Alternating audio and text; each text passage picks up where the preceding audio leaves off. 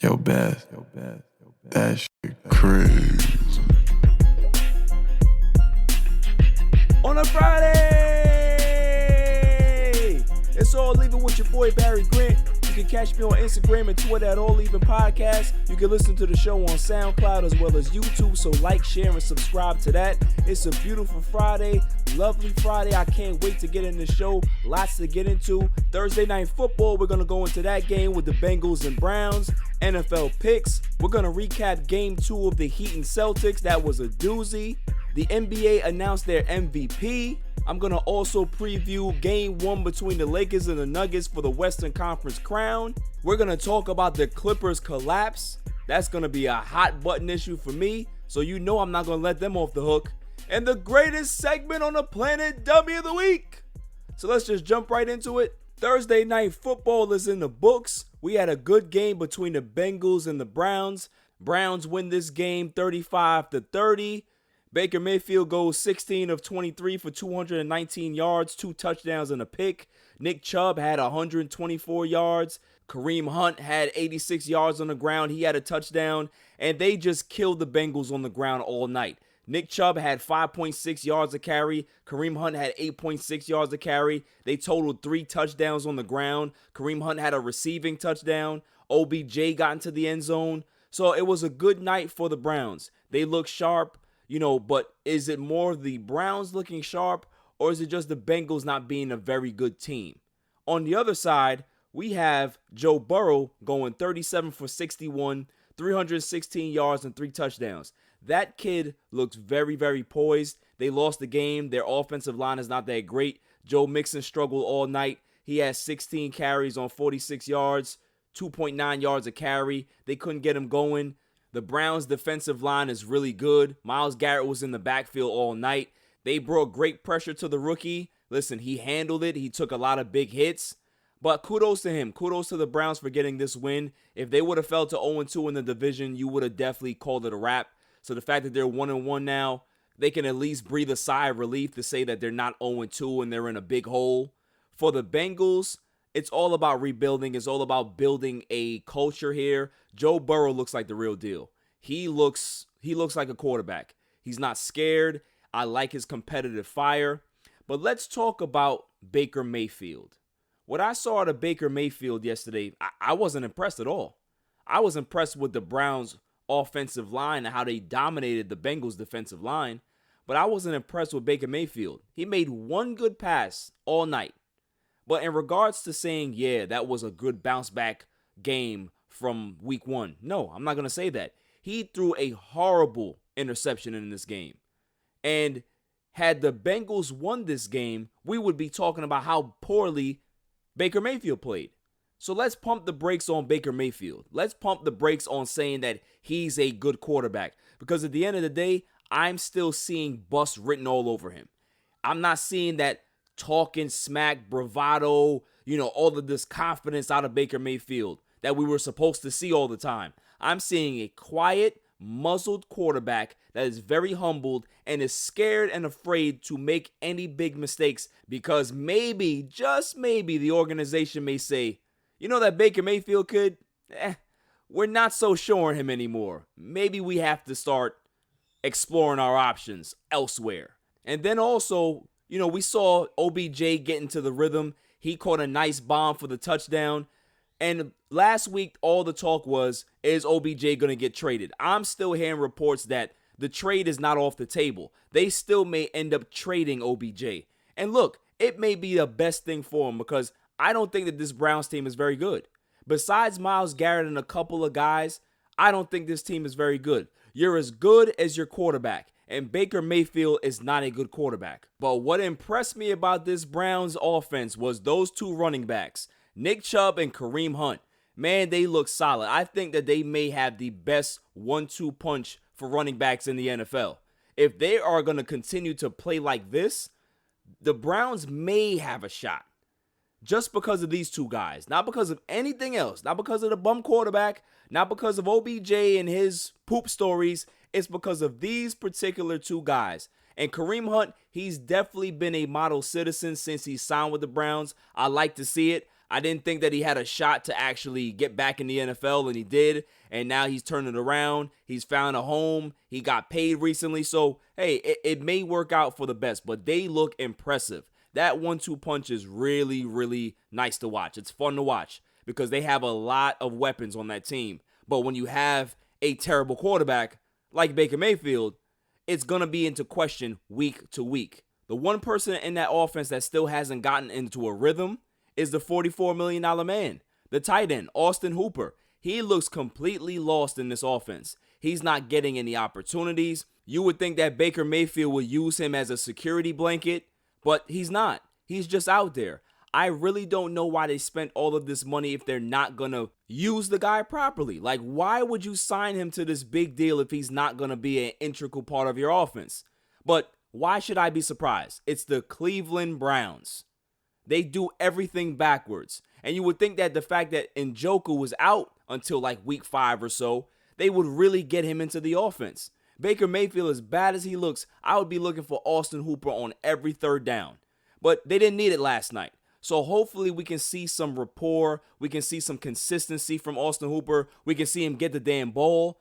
Because fantasy owners, they're probably panicking and ripping up their lineups right now. Because you drafted Austin Hooper thinking that he's going to have a chance to succeed. And in the first 2 weeks, we haven't seen that. We haven't seen that at all.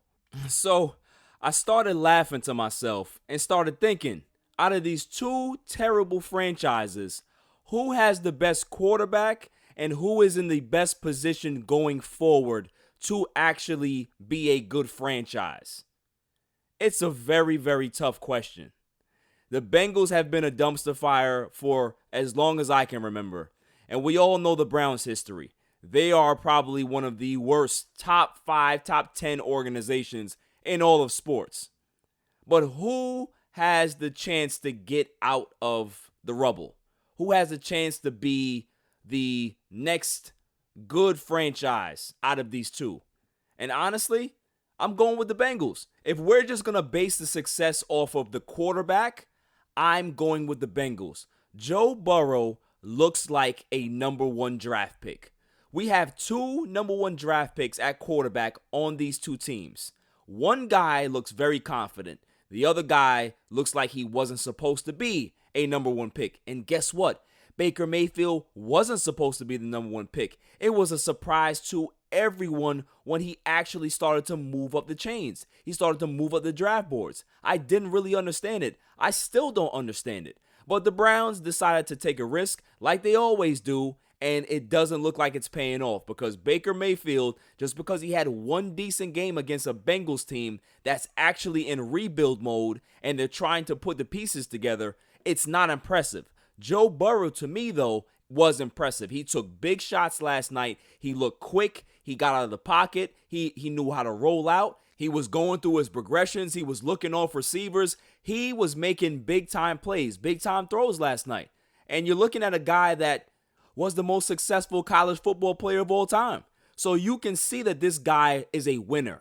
He has that winning mentality. He has that winning aura around him. And very, very soon, this Bengals team is going to absorb that. They're going to flourish off of that, and they're going to succeed. The Browns, on the other hand, as long as they got Baker Mayfield as their quarterback, they ain't going nowhere. Nowhere fast. In that division, Baker Mayfield is the 4th best quarterback. He's behind Ben, he's behind Burrow, and he's behind Jackson. And out of the youngest guys there, he is the worst of the 3. So I don't see any future unless they decide to move on from Baker Mayfield. He is a disaster waiting to happen. He's a turnover machine. He doesn't have much rapport with his receivers. He's not well liked. And that really doesn't bode well for his chances to succeed. Because guys, when they're liked, they get chances to fail. Guys, when they're unliked like Baker Mayfield, once they fail, it becomes a snowball effect. And it just gets worse. And I'm going to be one of those guys celebrating when they kick him out the door. Kick him right out the door because that's where he belongs. He's not a good quarterback. Can he become a good quarterback? Of course. But I don't see it. I don't see it happening. But it's definitely possible. Anything is possible. Me winning the lottery one day is possible. Me having 6 Bentleys in my driveway is possible. Me having a Fortune 500 company is possible. Is it going to happen? I may have a better chance to do that than Baker Mayfield going into the Hall of Fame. After the break, we're going to talk about Game 2 versus the Heat and Celtics and preview Game 1 of the Western Conference Finals between the Lakers and the Nuggets. Who won the NBA MVP? I wonder. On a Friday. It's all even. I am so stressed because I hate my job. Let me guess. You're at a dead-end job and find it hard not to press the snooze button? Well, come down to Connecticut School of Broadcasting. We have campuses in Westbury, New York, Boston, Connecticut, New Jersey, North Carolina, Georgia, and Florida.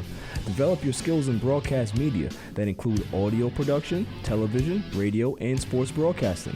Learn from industry professionals in a small, intimate class setting for a better experience. The hands-on training is second to none. And if you're worried about what to do after graduation, the Connecticut School of Broadcasting helps you to get job placement. Take it from me. It took me 7 years to get here, and it's been the best time of my life. Go to gocsb.com or dial 1-800-887-2346 for a studio tour. And who knows, maybe you'll be the next media superstar. Welcome back, y'all. So the Eastern Conference Finals are getting very interesting. Through 2 games of the Eastern Conference Finals, we have a team that has won 2 of them. The Miami Heat are up 2-0 on the Boston Celtics. Miami Heat wins Game 2, 106-101 in a thriller. They were down big points. They were down as much as 17, and they came storming back in the third quarter, cut the lead, and then they seized the game in the fourth. Bam Adebayo had a great game, 21 points, 10 rebounds. Goran Dragic continues his hot shooting, 25 points, 3 rebounds, 5 assists. Jimmy Butler didn't even have a great game. He had 14 points, and they ended up beating the Celtics. Jimmy Butler has 14 points, and they beat the Celtics. I'm going to say it again. That is a huge indictment on the Celtics. What is going on with Boston? Jason Tatum goes 6 for 12, 21 points. Not enough. Marcus Smart, 14 points, 5 for 13 shooting. Not enough. Kemba Walker, 9 for 19 shooting, 23 points. Not enough. Jaylen Brown, 8 for 14 shooting, 21 points. Not enough. Here's the issue. The issue with the Boston Celtics is that they won the rebound battle 51-42. So they're +9 on the rebounds. But they turned the ball over 20 times. I don't care who you play in the NBA. If you turn the ball over 20 times, there's a high chance that you are losing that game. I don't understand what the hell happened to the Celtics down the stretch. They were turning the ball over crazy. Jimmy Butler had 2 clutch steals, towards the ending of the game, like the final 3 or 4 minutes of the game, and that sealed the deal. Then you heard reports about Marcus Smart yelling in the locker room. I would yell too, because this team has been in the Eastern Conference Finals a couple of times now. They are supposed to understand what is at stake. They're supposed to understand how to get this done. And they are folding. They are looking like a team that does not trust each other. I saw a selfish basketball team down that stretch. I also saw Brad Stevens not make the proper adjustments that he needed to make. I didn't understand what the hell the Celtics were doing in that second half. They looked terrible. They look absolutely terrible. And what you're seeing is you're seeing a Miami Heat team. They're gritty. They get up in you. They're not scared. If they're down big points, it doesn't matter. They have the shooting to get back in the game. They have confidence. They got guys on that team that have no fear at all. And Eric Spoelstra right now is the best coach left in the NBA playoffs. He is coaching his ass off right now. Kudos to Eric Spoelstra. But am I shocked? No, I'm not shocked at all, because I told you guys that I had the Miami Heat getting to the NBA Finals. I had the Miami Heat beating the Bucks. I knew that they were going to beat the hell out of Milwaukee. Then I said that the Miami Heat, they're going to win the Eastern Conference crown. They're going to beat the Boston Celtics. I had the Heat winning this series in 6. They may end up wrapping this stuff up in 4. It's crazy how they look right now. They have a team that has no fear. They are prepared. They are ready. They are always on point. They are always ready to play, and that's what I like about this team. They have a chance to win an NBA championship. That is not a joke. It's time to take the Miami Heat seriously. They mean business. And they coming for that crown. I respect them, man. I respect Jimmy Butler. I wanted him on the Lakers. I thought he would have been a great third piece for that team. It didn't work out. He knew what Miami had. He knew what the plan was. He knew what direction this team was going to, and he decided to take that leap. And I respect him for that. Now, going to the Boston Celtics, what do they have to do? What do they have to do to turn this series around? They have to start trusting each other.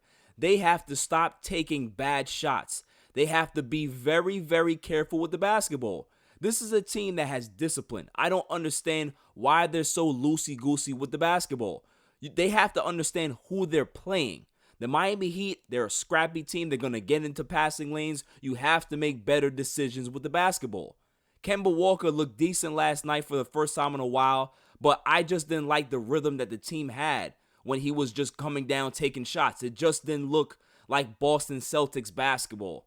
Brad Stevens has to get this team in check. He has to make sure that they're on the same page. They have to get on the same page, because if they end up looking like a team in turmoil in Game 3, this series is going to be over and over quickly. And honestly, they would have only themselves to blame, because Boston was a team that we all looked at to say, if Toronto stumbles, if Milwaukee ends up choking, Boston has a chance to get to an NBA championship and possibly win an NBA title. So they have themselves to blame. They've been knocking on the door for years now with this unit. And if they choke again, it's all on them. It's all on them. You can't blame it on nobody else. They have the talent. They have the coaching. They have the resources. They just didn't get it done. Period. You can't blame this shit on Kyrie no more. He not there. You can't blame it on his weird ass no more. It's all on y'all.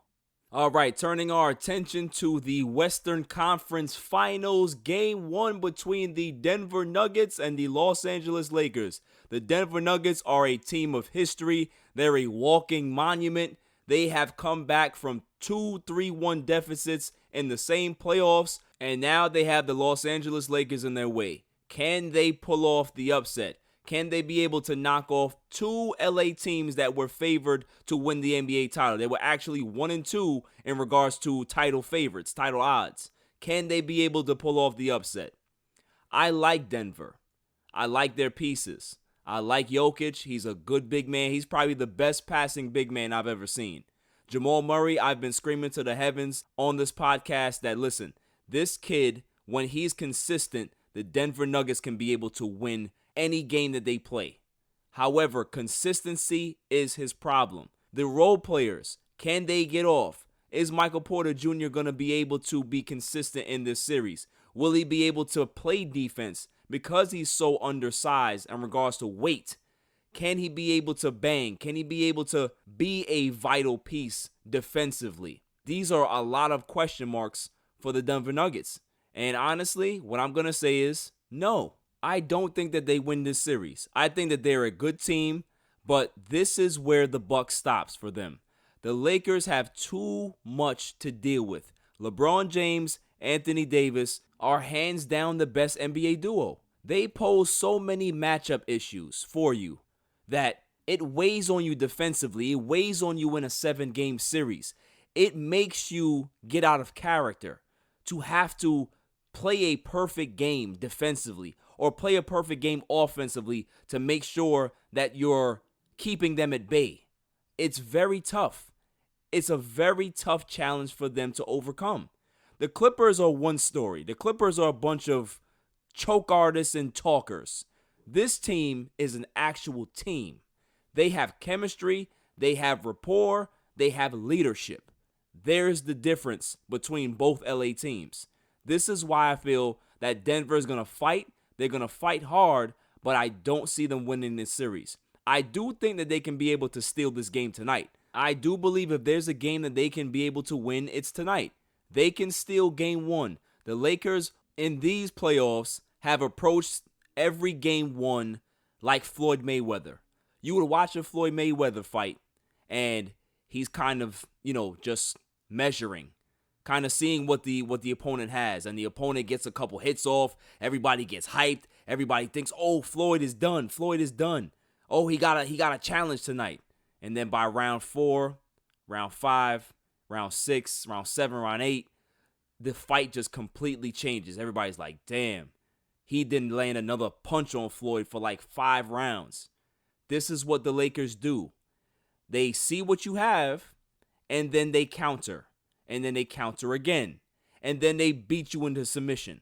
That's what this team does. Can Denver be able to withstand that? Listen, they have been battle tested. There's no team in the history of this league that has been more battle tested than Denver. What they've had to overcome, what they've had to deal with, the bad coaching, all of the question marks and the uncertainty, they have galvanized together. They have gotten closer, and they have made this impossible run. I commend them. I'm telling you, I got much respect for the Nuggets. But it's Cabo time. And also, my homies in Denver are going to hate this, but yo, Mike Malone is coming back, y'all. Just know, after this impressive historical run, Mike Malone is coming back. I understand the pain, but you just got to deal with it. So the official bold prediction for this series, I have the Lakers winning this in 6 games. I keep saying how much respect I have for Denver. I have a lot of respect for them. That's why I'm not saying a gentleman's sweep in 5 games. I'm giving them 2 games, and then it's time to go home.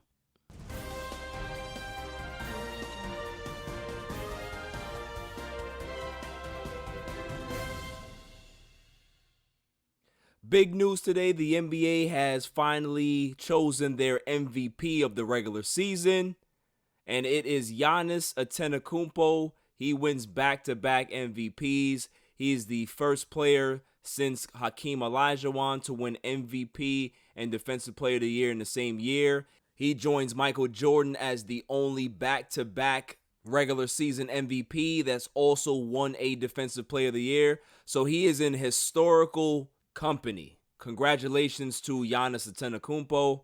But now that we got all the pleasantries out of the way, is he actually the MVP? Should he have won the MVP over LeBron James? Here's my case for no.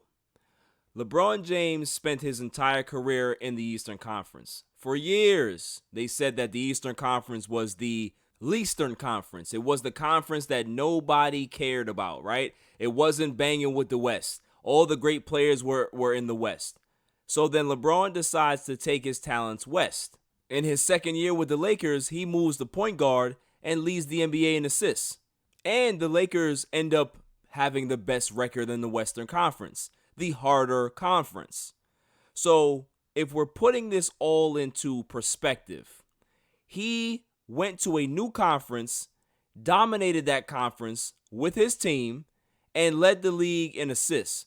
I'm not saying that Giannis was not deserving of the MVP. His numbers were historic. He put up tremendous PER numbers that we've never seen before, right?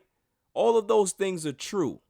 But I'm saying, what is actually the definition of an MVP?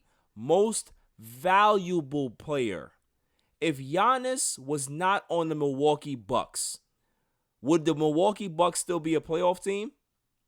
Yes, they would be. If you remove LeBron James from the Los Angeles Lakers, are the Lakers a playoff team? No, they're not. The Los Angeles Lakers without LeBron James are the New Orleans Pelicans when Anthony Davis was there. Pretty decent. They have some decent pieces, but they can't get over the hump. In my opinion, this is LeBron James' greatest achievement as a leader in the NBA. This Lakers team, he galvanized his team from day one. They were close. He had a text chat with them. He made sure the camaraderie was there from day one. This has been a great performance all around by LeBron James. Organizationally, individually, being a leader, he showed the Lakers the way this season. And they are on the verge of possibly getting to another NBA final because of LeBron James. So what are we talking about here in regards to valuable player? This is what the award should be. It shouldn't be that you have the best numbers on the best team. That's not an MVP to me. It should be the most valuable player and what he brought to that team. I'm not saying that Giannis is not a great player. I am just saying that the Bucks are still a playoff team without the guy. We saw that Giannis struggled in the second round of the playoffs against the Heat. The game that he actually sat out, the Bucks won. Now, granted, it's one game. I'm not going to overblow that like they could have did that the entire season. I'm just saying that they could have made the playoffs. I'm not talking about a number 1 seed. I'm not even talking about a number 4 or 5. They would have possibly been a 6, 7, or 8, maybe possibly a 5, but they would have gotten to the playoffs. So what are we really talking about here? We have to start thinking about the MVP award as that. MVP, most valuable player. If not, then change the name of the award. Change it to the best player on the best team award. Because that's what it is. That's what it's turned into. And that's not what it's supposed to be. All my basketball fans out there, give me a person at age 35 that has done what LeBron James did this season. I'll wait. I will wait until I find an answer. And honestly, I'm not going to get one because there is nobody. There's nobody you can speak of. This guy, what he did this year is phenomenal. And deadass, I feel sorry for Denver because of it. The fact that they did this to LeBron James, you're giving this guy extra motivation to show everybody that he's actually the real MVP. Normally, LeBron James comes out of the gate very sluggish in the game 1. You may see the dog out of him tonight. NBA, y'all did this. Blame yourselves for what happens to the Nuggets in this series. Blame yourselves. Stephen A. Smith had it right. He voted for LeBron James. I don't know who else voted, but they all should have voted that way. Because what this man did, you probably won't see again at his age. Period. After the break, we talk about the Los Angeles Clippers' epic collapse.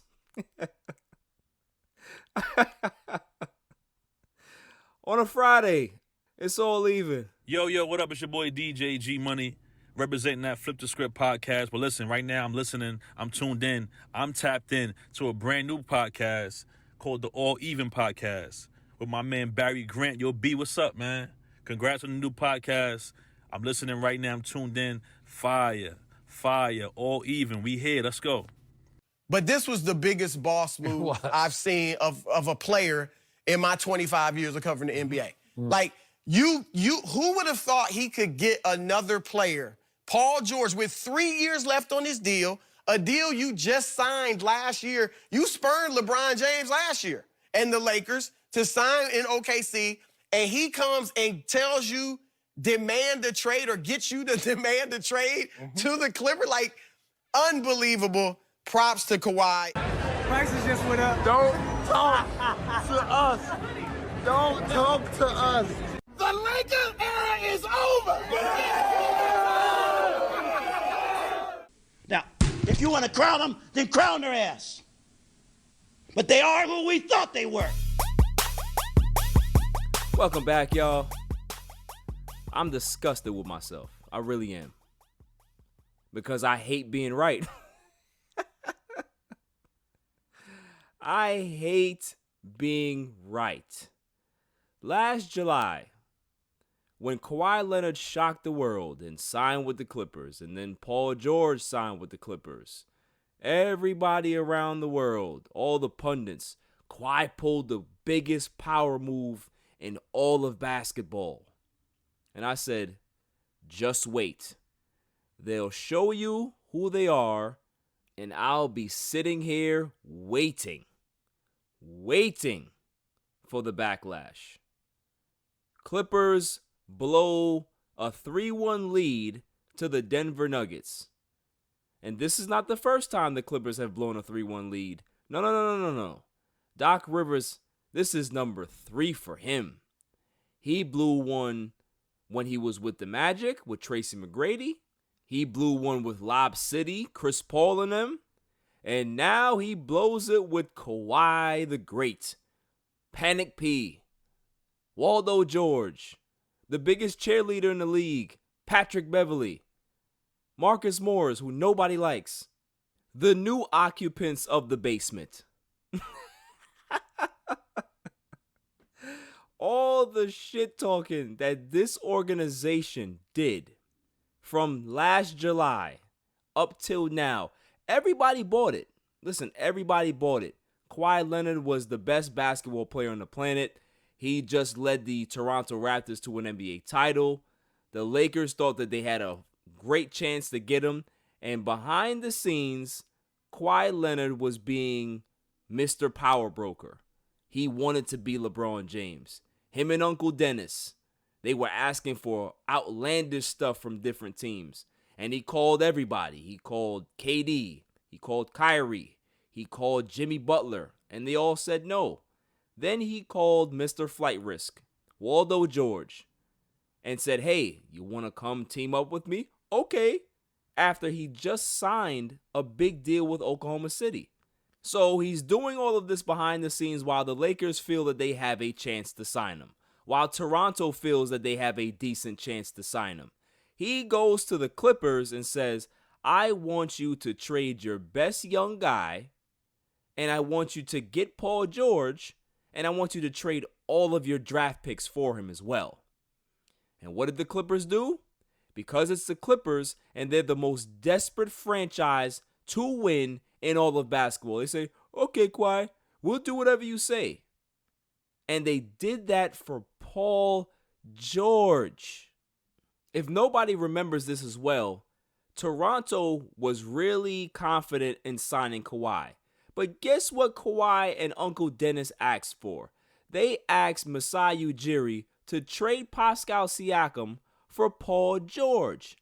And Masai Ujiri, who's a very smart man, told Kawhi Leonard he can go pack his bags and get out of his office because there's no friggin' way I'm going to trade my young star, my young budding talent for that flight risk, for that guy that you cannot trust when you need him.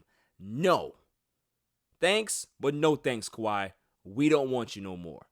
So he turned his attention to the Clippers. They appeased to him. And here we go. We're off to the races. Vegas has the Clippers as the best odds to win the championship. Chris Broussard is saying that the Clippers are going to win. There's so many people out there. Stephen A was saying it. So many pundits were saying that the Clippers were the team to beat.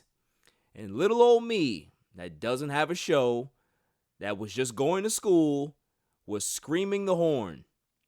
This team is going to collapse on itself. You know why? Because you can't trust Paul George, one, and a guy that plays 60% of the season cannot lead you to a championship without a foundation in place. Toronto already had their foundation built. All he did was come on that team and get them over the hump. But they won a lot of games without him. I think they were like 15-5 in the games that he sat out. The 20 games that he sat out that season.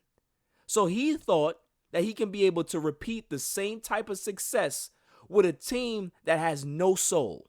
This Clippers team had no soul. It was a bunch of guys that were put together like an ISA team, like a rec team, like a tournament team, like a weekend warrior team, and go out there and just figure it out. This was a recipe for disaster that nobody saw coming, but I did. I saw it. Playing basketball my entire life, I understand how valuable chemistry is. I understand how valuable practice time is. I understand how valuable coaching is. I understand how valuable building an environment, a community of trust is. The Clippers had none of this. None of it. You had an owner that's desperate to get out of the basement, so he's trying to weasel his ass to the forum, trying to steal that from Jeannie Buss. You have a head coach that has a history of choking in Game 7s, that has automatically now accepted this load management bullshit. And you have a team that has no time together because Paul George missed a month. Kawhi Leonard missed all of the games that he misses because that's just natural for him. He just doesn't feel like playing. It's not the fact that he's hurt. He just doesn't feel like playing. The Clippers disrespected everything that was sacred about the sport of basketball. Camaraderie, chemistry, working in practice, building that rapport, playing hard every night. They just felt that, oh, we're the best team.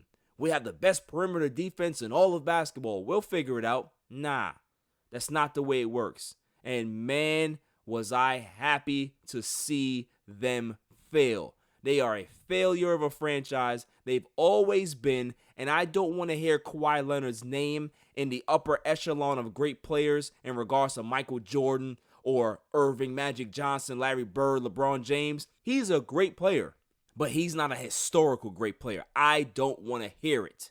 Let me keep it a buck. Any team that signs up to take Kawhi Leonard's bullshit in regards to him not wanting to play every game, you deserve every bad thing that happens to you as a team, as an organization. I don't feel sorry for the Clippers. They did it to themselves. When you do this, when you put all of your eggs in one basket, one weak-ass load-managing basket, this is what you get. This is not a team. This is not an organization. This is a sham. This is a hoax. That's all they've been, is smoke and mirrors the entire season. Empty calories. That's all they are. And the Denver Nuggets exposed them for what they actually are. You know who really exposed them?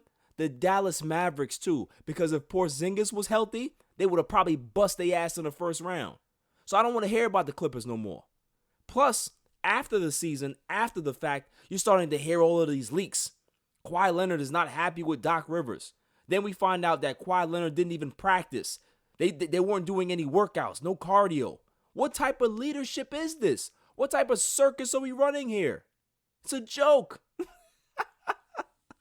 The Clippers are the best team in the league. Kawhi Leonard is up there with Jordan. I heard all of this nonsense, and every day it would piss me off. But I said, just like my man Rodman, one day, they're going to reveal themselves to you. They're going to show you exactly the frauds that they are. And that's exactly what they are. Look at that Game 7. That Game 7 showed us a few things. One, that Paul George is probably the worst. He's probably the worst clutch player I've ever seen. The man hit the side of the backboard. He didn't score a basket in the fourth quarter. Neither did Kawhi. One of the best players in the league. He's top 5, right? He went 1 for 11 in the second half. If LeBron James would have did that, they would have crucified my man. They would have crucified him.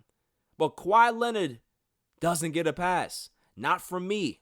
He'll never get a pass from me. His load management ass will never get a pass from me. If you are not man enough to play 70 games in a season, stop playing basketball. Play something else. They got names for people like you. I ain't gonna say it, but they got names for people like Kawhi Leonard. So after this historic choke job, where does this leave the Clippers? Well, I will tell you. They have a lot of roster issues, don't they? Patrick Beverley. His contract, nobody wants his bum ass, so they're stuck with him. Patrick Patterson, free agent. Zubac, free agent. Montrezl Harrell, free agent. Reggie Jackson, free agent. Marcus Morris, free agent. You see a trend here? And they have no draft picks. They have no assets to get better. I'm sure Steve Ballmer is going to want to spend in a luxury tax and keep the team together. What team? You have a team with a bunch of guys that don't trust each other. We heard from Montrezl Harrell back in like April. He said, we are not a good team. Until we get some chemistry and start playing like a real team, we are not a good team. That's what he said. But nobody rung the alarm bells that time, right? No. Oh, Clippers, they'll figure it out. They could just be able to turn a switch. Where's the history for people to say that? This is why sometimes you got to be careful who you listen to. Because these pundits, they jump off a cliff sometimes. What history gave you that particular notion to think that they were going to figure it out? Huh? It didn't make sense. I'm looking at something and I'm like, yo, how does anybody else don't see what I see? This is a team that has nothing. There's no chemistry here. There's no trust. They are the biggest front runners in NBA history. When they're winning, everybody's laughing, everybody's making jokes. Look what they did to Dame in the bubble. He missed 2 clutch free throws, and Patrick Beverley's on the sideline falling over. Paul George is over there falling over, cracking jokes. You ain't about that life. You ain't built for that. And when the pressure got too tight for you, Paul George, Waldo George, what did you say? Oh, but I'm dealing with mental health issues. I'm not going to clown on you when it comes to that. I am not going to clown on you when it comes to that. I am just going to talk about your basketball game. Be man enough as to when you dish it out, you can be able to take it. Because especially out of your mouth to say, well, the internal expectations were, it wasn't a title or bust this year. Really? Y'all didn't behave that way, though. Y'all didn't behave that way. You behave like hooligans and idiots.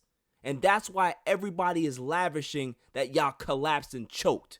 That's why. Because y'all have no class. You will continue to have no class. Why? Because you work for a classless organization.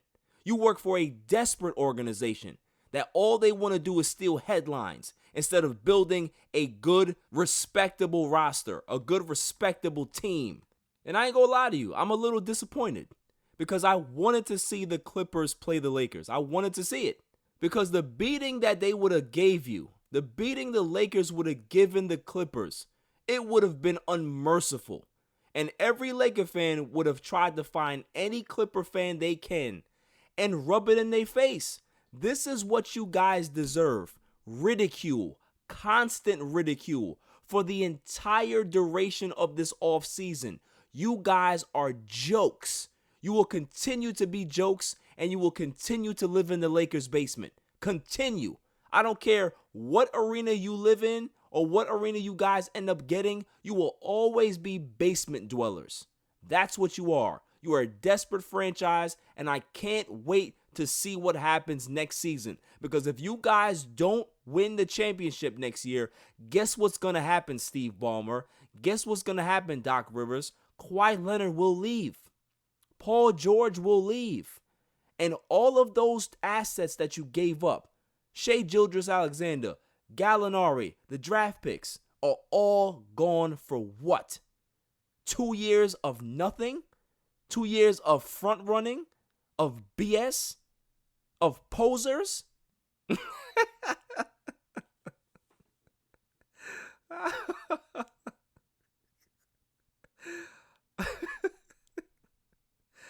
I got nothing else, man. I got nothing else. I'm done. After the break, my NFL picks for week 2 on a Friday. It's all even.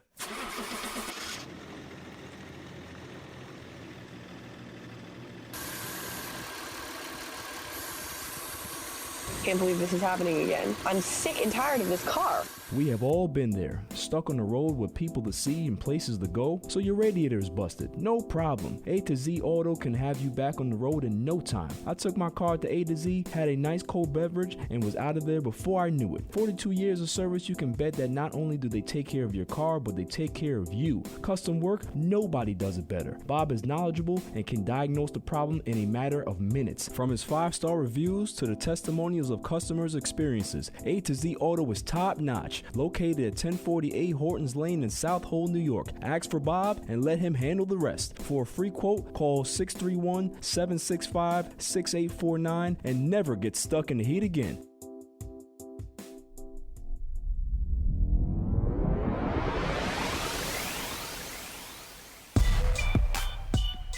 Welcome back, y'all.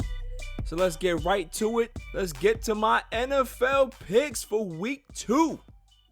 First matchup we're going to go ahead and talk about is the Atlanta Falcons at the Dallas Cowboys. I got the Dallas Cowboys winning this game 35-27. Dallas is coming off a lackluster week 1, where they didn't play that well. Dak Prescott was 10 for 21 in the second half. They definitely have to play better. They have a lot of injuries. That offensive line is a little banged up. The linebacker core is a little banged up, but I still feel that they have better skill positions. I still believe that they can be able to pull this game out.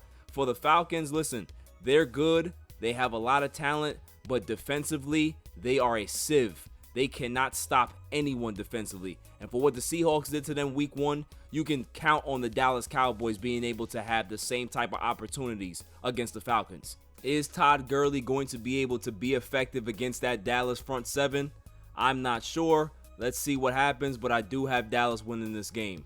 Next matchup we have is the New York Giants against the Chicago Bears. I got the Bears winning this game in a rout. Bears win this game 30-15.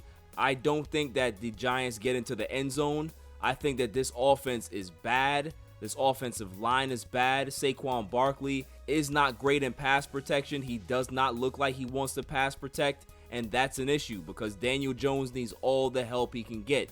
They need guys that can be able to block and protect this guy. And just know that the Chicago Bears are going to load up 8, 9, 10 guys in the box to stop Saquon Barkley. So they're going to force Daniel Jones to pass. They're going to force Daniel Jones to win this game. And I don't think that this kid can do it. He's a turnover machine. He makes a lot of bad decisions. And I don't think that the Giants can get into the end zone against the Bears. On the Bears side, I think Mitch Trubisky, all he has to do is just play mistake-free football. Don't turn the ball over. Hand the ball off to David Montgomery. Hand the ball off to Tariq Cohen. Let Allen Robinson get some touches. Let him be the focal point of the passing game. And they're going to win this game handily. The defense is going to be all over the Giants all night. Daniel Jones is going to be on his back a lot. Next matchup we have is going to be the Detroit Lions against the Green Bay Packers. Green Bay is coming off a phenomenal week 1. They played great against the Vikings. They had everything clicking. I don't see that anything is going to change come week 2. They got the Lions. The Lions are a decent team. They ended up giving that game away against the Bears in week 1. So I'm going to see what type of energy they have come week 2. But I just believe that Green Bay has a better team. Their offense is explosive. Green Bay wins this game 28-20. I see Aaron Rodgers having another great night. I think Aaron Rodgers goes for over 300 yards and 2 touchdowns. Aaron Jones is going to have a good game. Devontae Adams is going to have a field day on this secondary. So it's going to be a long day for Detroit.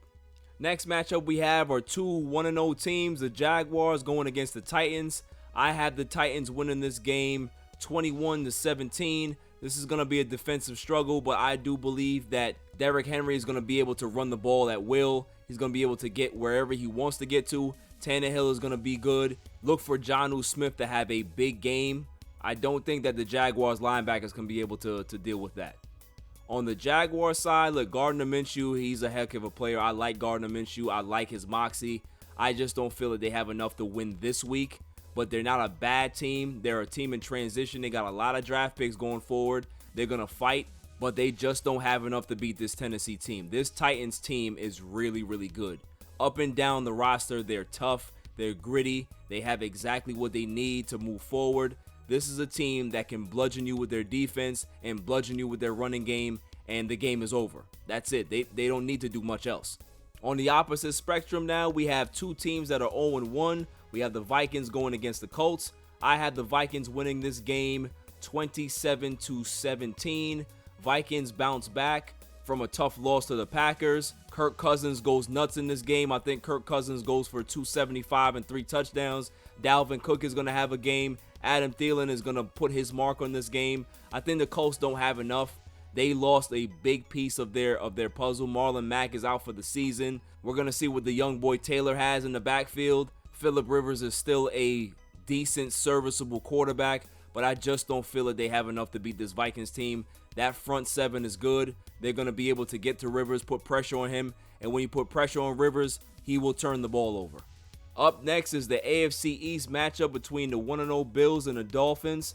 I got the Bills winning this game handily. They win this game 27-12. Dolphins don't have a chance offensively to do anything with this Buffalo Bills team. I think Josh Allen goes crazy. I think he doesn't have an impressive game throwing the ball, but he's going to have a dual threat type of game. So he throws for 220. He rushes for 87 yards, couple touchdowns, and they end up bludgeoning this team with their defense and winning this game handily. Coach Flores is putting in some attitude with this Dolphins team. I like the direction that they're going in. They're just not ready yet. Once Tua is named the starter, then I'm really interested to see what this team looks like. But for right now, the fact that Ryan Fitzpatrick is still the quarterback, they're just in transition. It's just a bad transition for them to be in. They want to get to the Tua era already, but they're just not there yet. Up next is the Rams against the Eagles. The Rams are 1-0, coming off an impressive victory against the Cowboys, and the Eagles look terrible. They lost to the Washington football team and gave up 8 sacks. So if they gave up 8 sacks to the football team, what do you think the Rams and Aaron Donald are going to do to them? This is going to be a beating. I got the Rams winning this game 25-15. Like I said last week, I don't have much confidence in Carson Wentz. Carson Wentz just looks like a fraud to me. He has the look of a franchise quarterback. He just doesn't play like one. And the Rams are going to smell blood, and they are going to smell blood early. They're going to attack, and they're going to have him on his back a lot. Next game we have is going to be the 49ers against the Jets. This may be the biggest blowout of the weekend. I have the 49ers winning this game 37-10. This is going to be an epic beating. The Jets have the worst offense in football. The 49ers have one of the best defenses in football. Do the math. If they can't protect Darnold, they're not going to be able to get anything done. They don't have any skill positions. They have no wide receivers because guess what? Jamison Crowder is out for week 2. So he has nobody to throw the ball to. Le'Veon Bell is out a couple weeks. This is going to be a bad game for the Jets. And hopefully this gets Adam Gase closer to getting fired. Because once they see how inept this team looks come week 2 and after week 2, and know that Adam Gase, since he's coached this team, the Jets have been in the bottom half, if not the worst, in offensive efficiency. In offense, period. So this is going to be a bad game. It's going to be a bad game for the Jets. It's going to be a bad game for everybody around the Jets. And the 49ers get back into the win column. Up next is going to be the Broncos against the Steelers. Steelers had an impressive game coming off of the Monday Night Football win. Ben Roethlisberger, who is my comeback player of the year, he's going to have a phenomenal game against the Broncos. I had the Steelers winning this game in a shootout, 35-30. This is going to be a good game, but I think that the Steelers are going to come out on top. The Denver Broncos, they have a lot of injuries. Cortland Sutton is hurt. They're still trying to find themselves defensively, so I have them losing this game. But they're still a decent team. They'll be able to bounce back and see what they can do. Like I said, the blow of losing Von Miller for the entire season is going to linger the entire season. So it's going to be a tough sledding for them, but they're going to fight. They're a fighting team, but they lose this week. They lose this week definitely. Up next, we have the Panthers versus the Buccaneers. I had the Buccaneers winning this game 23-17. Bucks just do enough to win this game. Tom Brady doesn't impress me in this game at all, but I think that he does have an efficient game. I think he throws for about 270 yards, a touchdown, a pick, and they end up winning this game. I just don't think that Carolina offensively knows what they're doing right now. They have a new coach. Rule is still there trying to figure things out. They have the best weapon in football, but Bridgewater's still trying to figure things out as well. So they're kind of working out the kinks. And Tampa Bay is catching them at a good time. I don't think that Tampa Bay is a good team, but I do see that they win this game. And everybody that picked Tampa Bay to win the Super Bowl before this can be happy. Up next, we have the Washington football team against the Arizona Cardinals. Cardinals win this game 32-24. I believe the Cardinals have a great offense. Kyler Murray is going to go nuts. He has the best weapon in football possibly in DeAndre Hopkins. So they have the connection going. They had a phenomenal week 1, and they continue that dominance here. I don't think that Washington has enough. They showed a great performance in week 1 against the lowly Eagles, but this ain't the Eagles. This ain't a team that's just going to sit there and take it. This is a dynamic offense, a dynamic team, and Arizona is going to show and flex their muscle against the Washington football team. Next matchup we have is going to be the Kansas City Chiefs against the Los Angeles Chargers. This is going to be a good game, but I have the Chiefs winning big. I got the Chiefs winning this game 35-20. The Chiefs are just a well-oiled machine. There's nothing really you can do about this team. Clyde Edwards-Helaire, he's the new toy in this system that they're just going to continue to use. Patrick Mahomes, the best quarterback in the league. He's going to show his dominance in this game. Tyreek Hill is going to have a monster game. I think Tyreek Hill goes for 8 catches and 120. Pat Mahomes goes for 350 and 3 touchdowns. They're going to have a field day on this team. For the Chargers, they're in transition. Tyrod Taylor's there at quarterback, and he's just holding the seat. He's keeping it warm because Justin Herbert's coming. Justin Herbert is going to be the quarterback of this team come week 7, week 8, and I can't wait for it. I can't wait for him to start. I think he's dynamic. I think he's going to be one of the best young quarterbacks in this league. So once they get him going, then that's when this team is going to see some promise. But for right now, they're kind of like the Dolphins, where they're in this transition phase and you're just waiting for the young quarterback to take the reins. Next game we have is the Baltimore Ravens against the Houston Texans. I have Baltimore winning this game 38-32. This is going to be a shootout. Lamar Jackson goes nuts. I think Lamar Jackson goes for 270, 100 yards rushing. He has 3 total touchdowns. Deshaun Watson is going to have a good game, but I just don't feel that they have enough offensively. This is kind of like what Russell Wilson was dealing with a few years back when they had no weapons offensively and was just him. This is what Watson has to deal with. His organization put him in a bad spot by trading DeAndre Hopkins. I don't understand what the hell they're doing. They're a stupid organization. We all know that, and Watson has to pay for it. He accepted the money, and now he has to be the guy to sit in that bed, to lay in that dumpster fire that is the Houston Texans.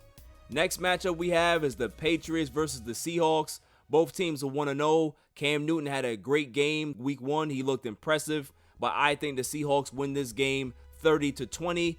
Seahawks looked fantastic week 1. They did whatever they wanted to do against the Falcons, and I think that Russell Wilson is the second best quarterback in this league. I don't see that Bill Belichick is going to be able to stop him. Bill Belichick is a mastermind. He's a defensive genius. But Russell Wilson is on another level. Offensively, I love their pieces. I like DK Metcalf, Tyler Lockett, Chris Carson. They have it going. They're going to get it going against this team, and the Seahawks win this game handily. And for the Monday Night Football game, we have the New Orleans Saints against the Las Vegas Raiders. I have the Saints beating the hell out of the Raiders 35-20. I know that Michael Thomas is out for the Saints, but I just feel that Emmanuel Sanders is going to step up. He's going to have a phenomenal game. I believe that Alvin Kamara is going to get it going. They may even get Latavius Murray to get some touches and be dominant as well. I just feel the Saints have it going. They know exactly what they want to do offensively. Defensively, that secondary is probably the best in the league. It's going to be a tough game for Derek Carr and the bunch. You know, Josh Jacobs had a great first game, week 1, 3 touchdowns, but it's not going to happen week 2. This is not going to happen against the Saints.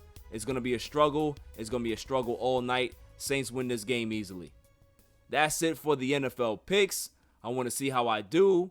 Surely I'll do fine, but if I don't, so what? It's only week 2. I'll balance it out. After the break, the greatest segment on the planet, Dummy of the Week. On a Friday. It's all even. This is a public service announcement. Down in your luck? Tired of being curved? Sick of going out with the fellas and being the only loser without a lady? Well, I got something for you. It's called Sex Panther. Legend has it that it's made out of real bits of real panther, so you know it's good. To men, it stings the nostrils. But to women, you may as well be a slab of meat in a dog pound.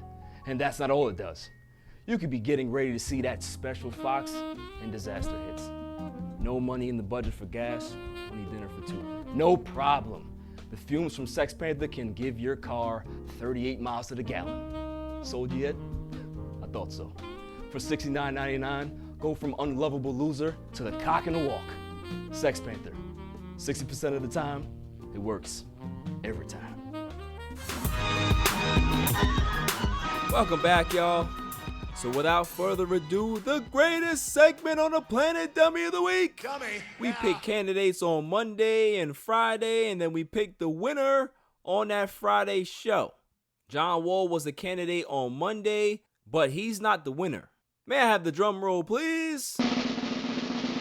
And the winner is the Los Angeles Clippers. The entire organization.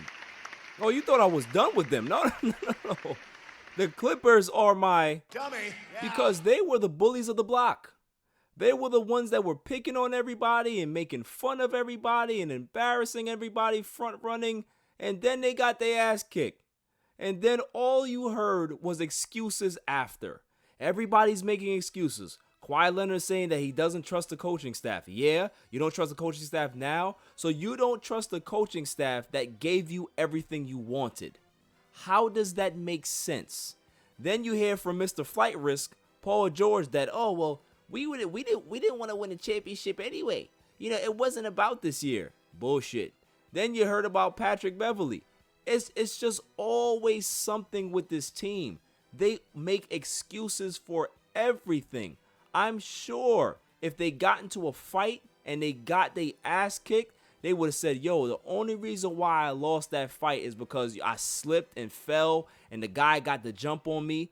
But here's the moral of the story, Clippers. You lost. Eat it. Accept it. It's okay.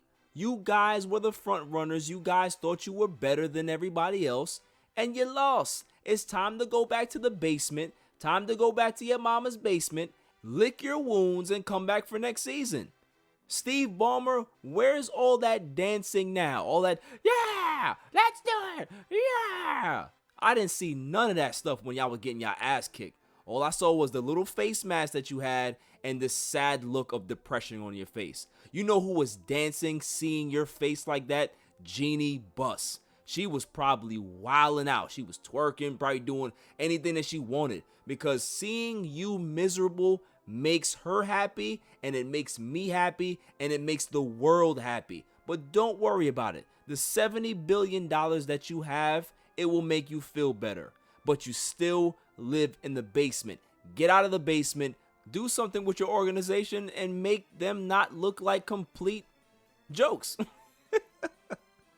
Every time I think about the Clippers, I just think of something bad. What is a Clipper? What is that? You need to change the name, change the branding of this entire team, because the stink of this franchise, it just engulfs Los Angeles. This is why the smog is so heavy. This is why the air quality is bad. It's because you guys exist. California has enough teams. I don't think you guys need to stay in California. Go to New Mexico. Go to Seattle. They need a team. But please, get out of LA. You guys are a disgrace. It's the Lakers and the Dodgers. We don't need another LA team. We're good. The Anaheim Angels, they're kind of like on the cusp. They're like the Los Angeles Angels of Anaheim. They're not even legit Los Angeles. Just get the hell out of Los Angeles. You guys are a disgrace. And take Clipper Darrell with you. He is the worst. The worst. Anybody who is a Clipper fan has insecurity issues. They just don't feel good enough. So Clippers organization, you guys may be the biggest losers on the planet right now, but you're a winner for Dummy of the Week. That's all for this week. I hope y'all have a great weekend. There's a lot of good football games on this weekend. I'll see y'all on Monday so we can talk about it. Until then, stay safe, stay cool. Peace. You can catch me on Twitter and Instagram at ALLEVENPODCAST. Listen to the show on SoundCloud. And check out my YouTube channel, All Even Podcast. And don't forget to share, like, and hit that subscribe button.